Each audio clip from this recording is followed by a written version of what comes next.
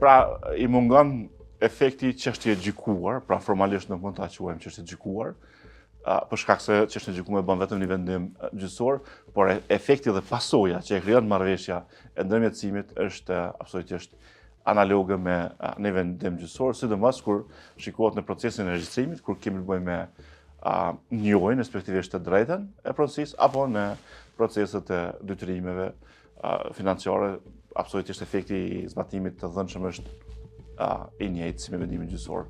Kryetarja e Udhës së Ndërmjetësuesve thotë se përkundër këtij mendimi juridik, zyrat kadastrale po vazhdojnë të mos i pranojnë këto marrëveshje.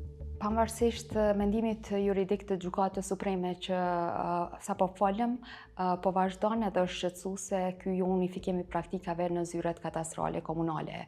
Në një shtet ligjor, ligji është i njëjtë në gjitha komunat dhe duhet zbatohet si njëjtë, konsiderojmë. Praktikat jo të mira po vazhdojnë ende edhe pas këtij mendimi, pra edhe pas interpretimit të ligjit nga instanca më e lartë e sistemit gjyqësor, pra Gjykata Supreme, sepse zyret komunale, kadastrale po vazhdojnë njëjtë. Me një komunë zbatohet marrëveshja, në komunën tjetër zvarritet dhe në shumë raste pezullohen marrëveshjet të ndërmjetësimit. Kjo edhe po rrezikon besimin e qytetarëve në vetë mekanizmin. E përshtojmë një pyetje logjike, nëse nuk do të realizohet një marrëveshje. Po e marrë ato me vetë inicim. Dhe çështja përfundon me një vendim gjykate, ose me një pajtim gjyqësor, që është pothuajse identik me procesin, a do të regjistrohet pronësia.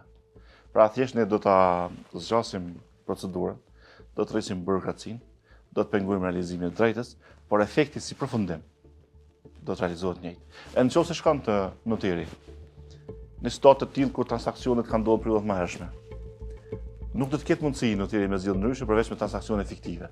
Në lidhje me mos zbatimin e marrëveshjeve të ndërmjetësimit edhe pas këtij mendimi juridik, në një përgjigje me shkrim për betimi për drejtësi, nga Agjencia Kadastrale kanë thënë se ky mendim juridik në aspektin juridik i ka sqaruar dilemat, por në praktik kanë ende probleme.